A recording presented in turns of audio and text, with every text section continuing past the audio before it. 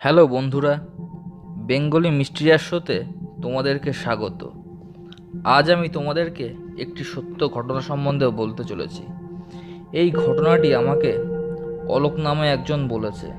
তো পুরো ঘটনাটি আমি অলোকের বক্তব্য অনুসারে বলবো। তো চলো শুরু করা যাক। বন্ধুরা, আমার নাম অলোক। আমি কেরালার বাসিন্দা, কিন্তু কাজের জন্য আমি এখন পন্ডিচেরিতে থাকি। আজ আমি তোমাদের আমার ও আমার পরিবারের সাথে ঘটে যাওয়া একটা ভয়ঙ্কর ঘটনা তোমাদেরকে বলবো। এই ঘটনাটি আজ থেকে প্রায় 24 বছর আগে ঘটেছিল, যখন আমার বয়স ছিল 16 বছর।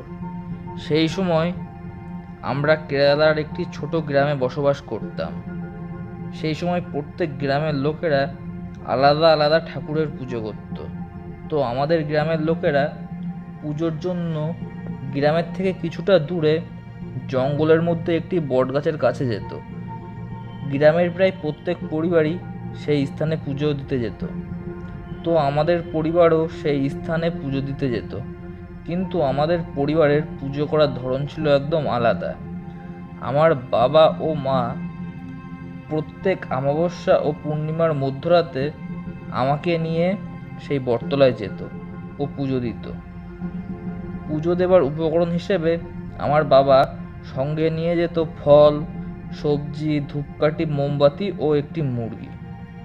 ওইখানে পৌঁছে আমার বাবা প্রথমে ফল ও সবজি বটগাছটির তলায় রাখত ও তারপর কিছুক্ষণ প্রার্থনা করত। কিছু সময় পর বাবা সাথে আনা মুরগিটির গলা কেটে ফেলত ও তার রক্ত সেই বটগাছটির গায়ে ছড়িয়ে দিত।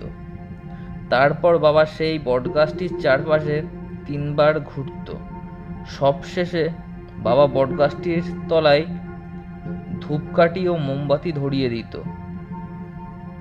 তারপর আমরা বাড়ি চলে আসতাম। যতক্ষণ আমার বাবা এই পুজো করত, ততক্ষণ আমি ও আমার মা পাশে বসে থাকতাম হাত জোড় করে। আমি অনেকবার এই পুজোর সময় ওই স্থানে গিয়েছি ও প্রতিবারই যখন আমি হাত জোড় করে ওই স্থানে বসে থাকতাম, তখন আমার মনে হতো কেউ গাছটির উপর বসে থেকে আমাদের উপর নজর রাখছে।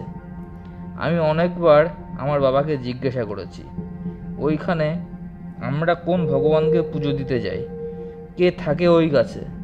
কিন্তু আমার বাবা কোনোদিন আমার প্রশ্নের উত্তর দিত না। শুধু এইটুকু বলতো, অলোক, তুমি কোনোদিন একা ওই গাছটির কাছে যাবে না। আমি অনেকবার ওই স্থানে গিয়েছি পুজো দিতে, কিন্তু তবুও আমি কিছুই বুঝতে পারতাম না। তখন আমার আরও বেশি করে জানার ইচ্ছে হতে লাগলো কি আছে ওই স্থানে। তো একদিন পূর্ণিমার রাতে আমি ঠিক করলাম, যাই হয়ে যাক, আজকে আমি জেনেই ছাড়বো কি আছে ওই গাছে। তো সেই দিন মধ্যরাতে আমি, আমার বাবা ও মা সেই স্থানটির উদ্দেশ্যে রওনা হলাম।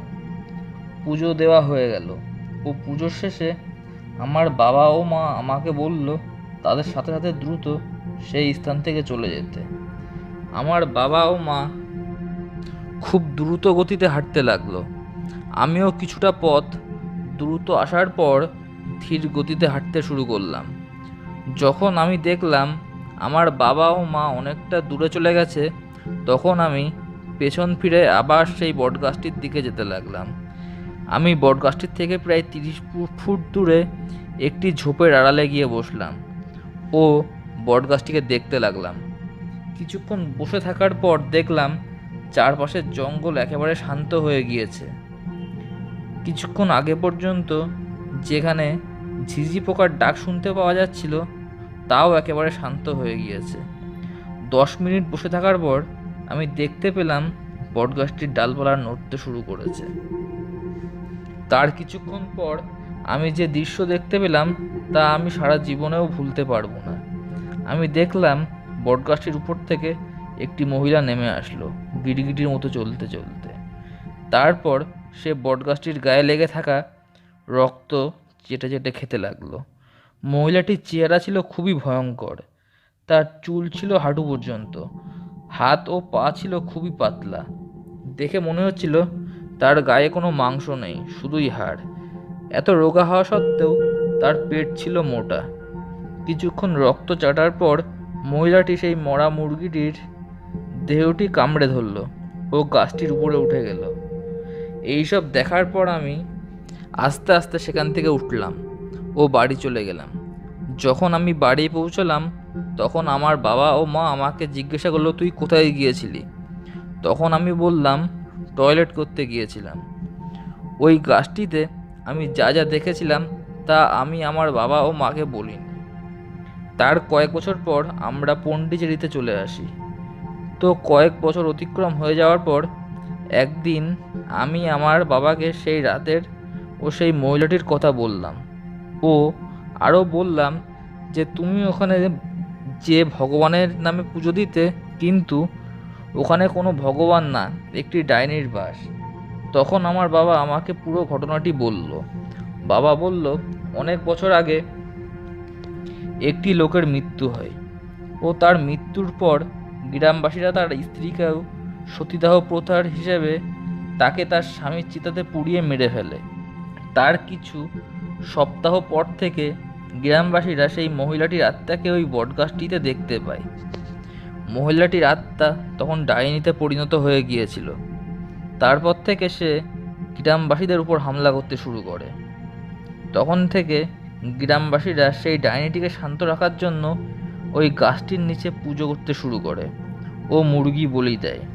তখন থেকে আমিও ওই স্থানে পুজো দিতে শুরু করি, যাতে আমার পরিবারকে ওই ডাইনিটির হাত থেকে সুরক্ষিত রাখতে পারি। তো বন্ধুরা, আজ এই পর্যন্ত। উপস্থিত হব পরবর্তী ভিডিও নিয়ে।